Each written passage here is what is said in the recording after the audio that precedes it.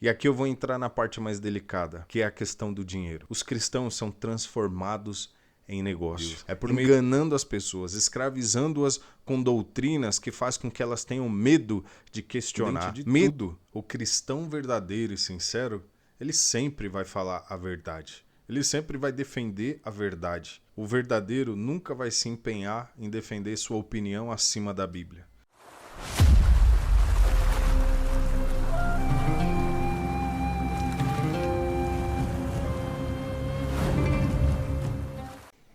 Meus amigos, esse assunto é um assunto muito delicado. Muitas pessoas atualmente, infelizmente, possuem em seus corações uma certa idolatria com seus líderes e até mesmo com suas placas, de uma forma que impede que eles percebam ou julguem com base na doutrina o que é certo e o que é errado.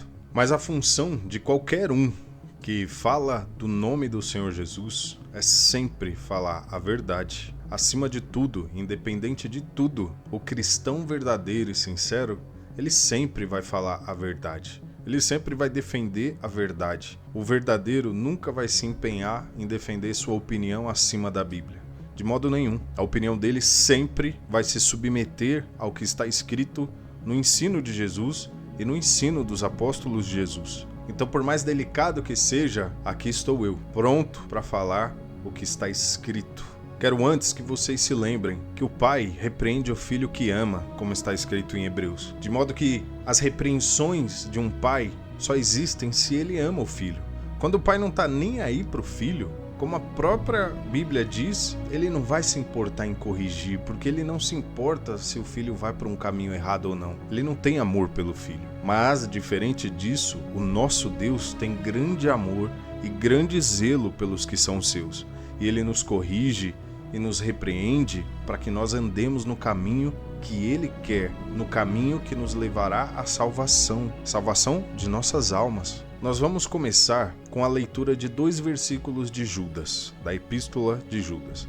Mas independente do que eu vou ler, eu indico a você que leia o livro de Judas. Meu amigo, minha amiga, ele é tão pequeno que não tem nem um capítulo. Ele é um aglomerado de versículos, tendo na sua totalidade 25 versículos somente. É uma leitura que muito provavelmente você conclui em menos de 15 minutos. Peço para você, de coração eu faço esse apelo. Leia a Epístola de Judas. Ela, por si só, já é muito reveladora de muitas coisas que estão acontecendo nos nossos dias de forma completamente errada. Muitos enganos, muitas mentiras que são contadas hoje, o livro de Judas as expõe e as revela. E o que está escrito no versículo que eu quero compartilhar com vocês é: Amados, quando eu me empenhava para escrever-lhes a respeito da salvação que temos em comum, senti que era necessário corresponder-me com vocês, para exortá-los a lutar pela fé, que uma vez por todas foi entregue aos santos. Pois certos indivíduos, cuja sentença de condenação foi promulgada há muito tempo, se infiltraram no meio de vocês sem serem notados. São pessoas ímpias que transformam em libertinagem a graça do nosso Deus e negam o nosso único soberano e Senhor, Jesus Cristo. Aqui, Judas está nos dizendo o seguinte: quando ele estava se preparando para escrever uma carta falando sobre a salvação, ele sentiu no coração de defender a fé, de incentivar aos cristãos de sua época a defenderem a fé. Porque, segundo ele, muitos estavam se infiltrando no seio cristão e deturpando a mensagem do Senhor, a graça de Deus, criando, até mesmo construindo uma doutrina que transforma a graça de Deus em uma libertinagem, corrompendo a liberdade do Senhor com outros interesses da natureza humana. É lamentável ter que deixar isso claro, meus amigos, mas a mesma coisa que aconteceu antes continuou acontecendo ao longo da história e continua acontecendo hoje. A fé cristã ainda é fortemente atacada por falsos mestres, ludibriadores, enganosos, que têm como objetivo extrair proveito do povo de Deus, além de enganá-los e levá-los por um caminho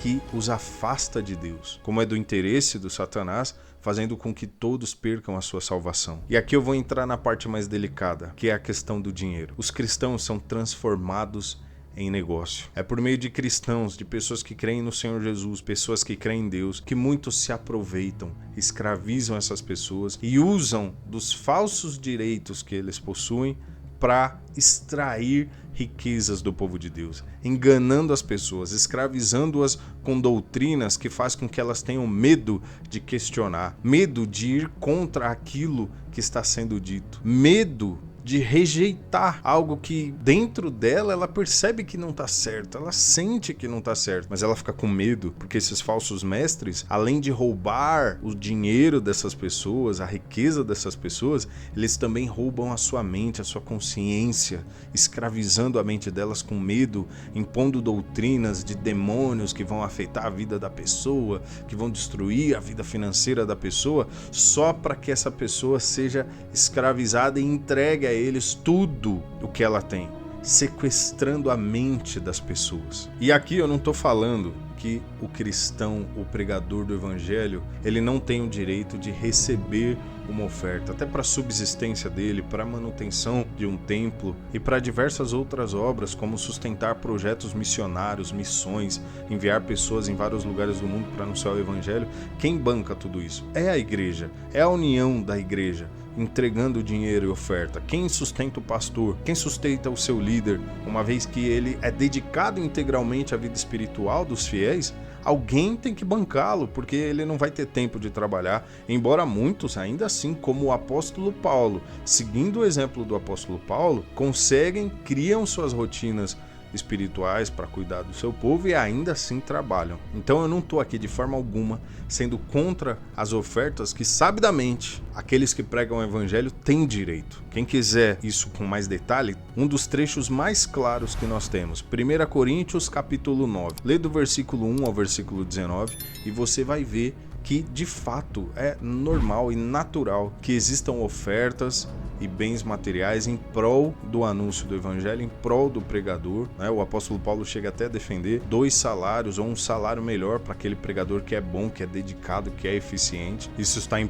Timóteo 5, versículo 17. Então não, o meu objetivo não é atacar isso é óbvio, pessoal, nós temos que contribuir com a obra de Deus, com o anúncio do evangelho, sustentando aqueles que vivem com essa missão. O nosso problema não é esse, o nosso problema são com os falsos líderes, os falsos pregadores, que se utilizam dessa desculpa para enriquecer, extraindo, sugando os cristãos, absorvendo tudo deles e fazendo deles um negócio, uma fonte de renda. E aí, meus amigos, é que o ponto fica delicado. Em 2 Pedro, capítulo 2, vamos ler do versículo 1 ao 3. Assim como surgiram falsos profetas no meio do povo, também haverá falsos mestres entre vocês. Eles introduzirão dissimuladamente heresias destruidoras, chegando a negar o soberano Senhor que os resgatou, trazendo sobre si mesmos repentina destruição.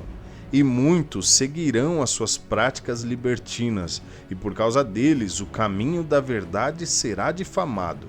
Movidos por avareza, eles explorarão vocês com palavras fictícias, mas para eles a condenação decretada há muito tempo não tarda, e a destruição deles não caiu no esquecimento. Então, nós vemos aqui o seguinte, meus amigos. Primeiro ponto: muitos seguirão as práticas libertinas deles, e por causa deles o caminho da verdade será difamado. Isso te lembra alguma coisa? Quantos falam mal do evangelho, fazem piadas dos cristãos, dos líderes cristãos, por conta da má fama que os falsos mestres causam no caminho do evangelho? O caminho da verdade é difamado por causa desses mestres falsos que zombam do povo de Deus, roubando-lhes, de modo que se tornam escândalo, porque os que não são da fé, e até mesmo os que são da fé, conseguem perceber a maldade e começam a zombar daquilo. E aí, a má fama não fica só para aquele grupo,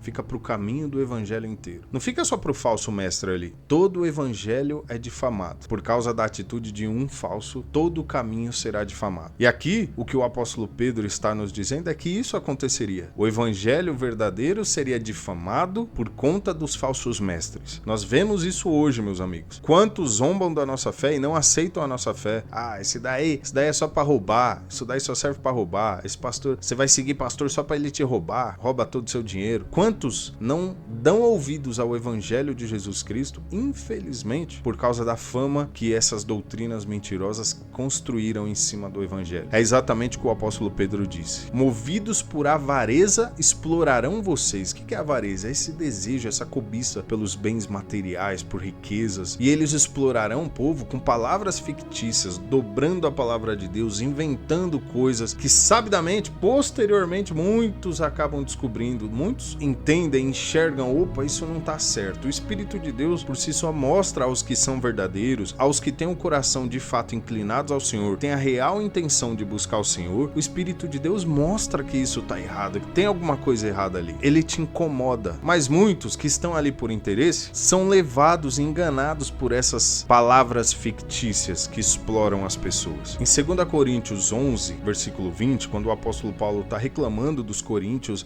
terem dado ouvido a falsos apóstolos, ele diz: aceitam que outros os escravizem, devorem seus bens, se aproveitem de vocês, os menosprezem e lhes batam no rosto. O que eu mais quero focar nesse versículo que o apóstolo Paulo faz criticando os falsos apóstolos de sua época é que os coríntios aceitavam que esse povo os escravizassem e roubassem seus bens. Os falsos têm isso como característica principal: extrair os bens, extrair as riquezas do povo de Deus. As pessoas que estão ali com o coração sincero e humilde, ofertando porque acreditam que têm que entregar aquilo para Deus, pelas palavras dobradas de um falso, de um pilantra que não ensina a verdade como ela é. E aí escraviza a mente das pessoas, constrói uma prisão na mente da pessoa para que ela não entenda, para que ela se sinta obrigada a entregar todos os bens que ela tiver. E com isso, os falsos mestres enriquecem muito e o povo continua na miséria. Algo estranho, muito estranho, meus amigos. Pelo amor de Deus, se nós lermos o livro de Atos dos Apóstolos, lá no comecinho, entre o capítulo 2 e capítulo 4, Lucas escreve como que a igreja primitiva era, como ela era tão concentrada nas ofertas e essas ofertas eram entregues aos apóstolos. A Bíblia diz que os cristãos primitivos mais nobres vendiam terrenos e propriedades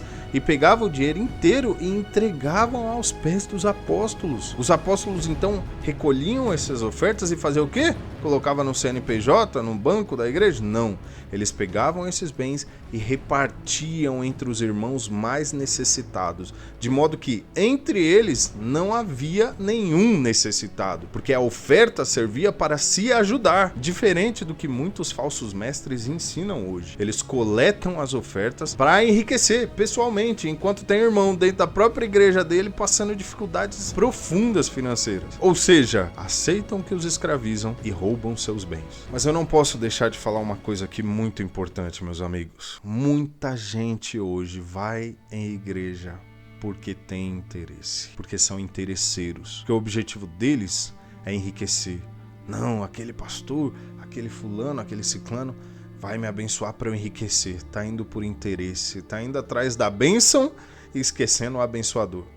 Isso é tão ilógico quanto a pessoa que, ao invés de querer a galinha que bota os ovos de ouro, a pessoa quer o ovo de ouro. Seja sincero, você aqui, se eu colocasse diante de você a galinha que bota ovos de ouro e 2 ovos de ouro, qual você ia querer? Esse é o ponto, meus amigos. Quando você ouve o verdadeiro evangelho, é a mesma proposta.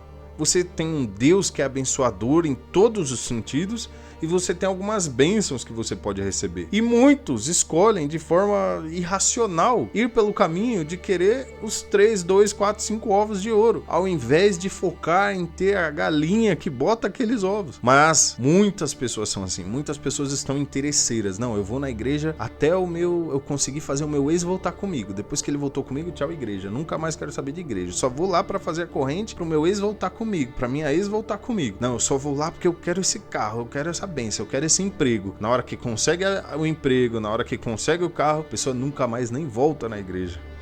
Existem muitas pessoas assim, meus amigos. E quanto a isso, o Senhor Jesus nos ensinou. Mateus capítulo 6, versículo 19 em diante. Não acumulem tesouros sobre a terra, onde as traças e a ferrugem corroem e onde os ladrões escavam e roubam, mas ajuntem tesouros no céu, onde as traças e a ferrugem não corroem e onde os ladrões não escavam nem roubam, porque onde estiver o seu tesouro, aí estará também o seu coração. Mas muitos estão somente com interesses ali, não está preocupado com o reino de Deus, nem sabe o que é isso. Eu farei outro vídeo me aprofundando mais nesse assunto. 1 Timóteo capítulo 6, versículo 10.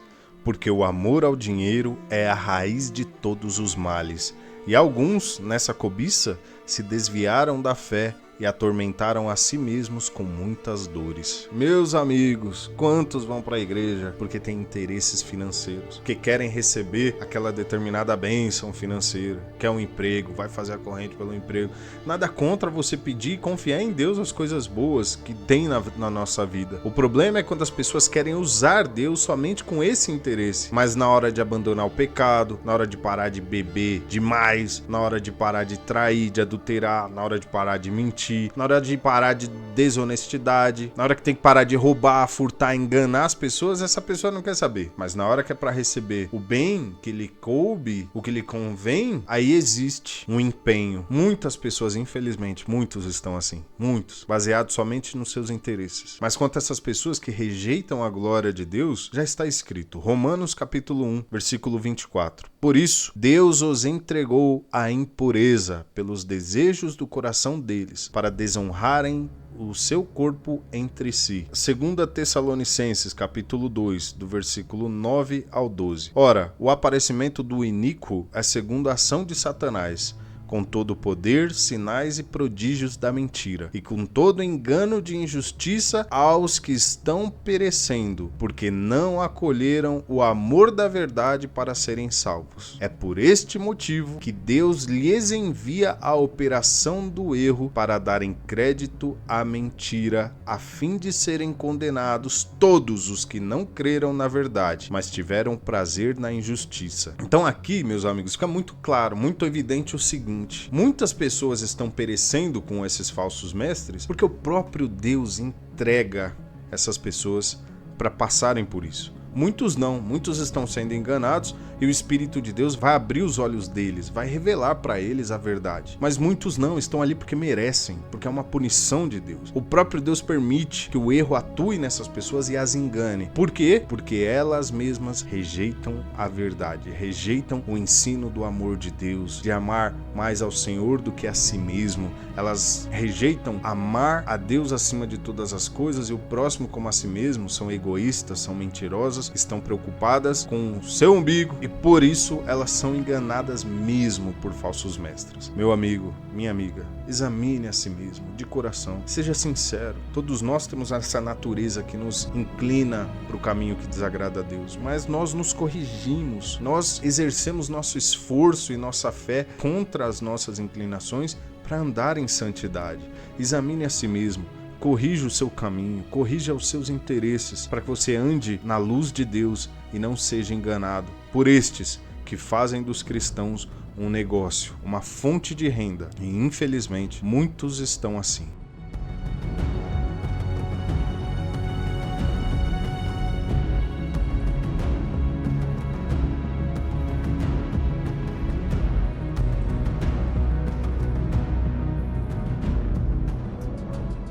Eu gostaria também de observar que as nossas crianças estão sendo atacadas. A mente das nossas crianças está sendo atacada. São diversos filmes, desenhos, novelas que têm o objetivo de afastar nossas crianças de Deus. Por isso eu gostaria de pedir o seu apoio. Eu estou com um projeto no qual eu tenho feito a Bíblia animada. O meu objetivo é fazer a Bíblia inteira em animação para que nós tenhamos um bom conteúdo para transmitir para as nossas crianças. Por isso, aqui no canal, eu vou deixar nos comentários fixado o link do primeiro episódio para você colocar seus filhos para assistir uma coisa saudável, uma coisa boa espiritual, que é a nossa Bíblia, sem nenhuma deturpação, simplesmente as histórias histórias bíblicas, como elas são de forma animada, com música e com uma narração do enredo bíblico de uma forma infantil, para que a criança entenda com tranquilidade, absorva o conteúdo e possa receber as sementinhas de Deus nos seus coraçõezinhos. Vamos blindar nossas crianças, meus amigos. O mundo vem com a força brutal, tentando afastar as nossas crianças de Deus. Se nós não nos conscientizarmos disso, nossas crianças serão presas fáceis.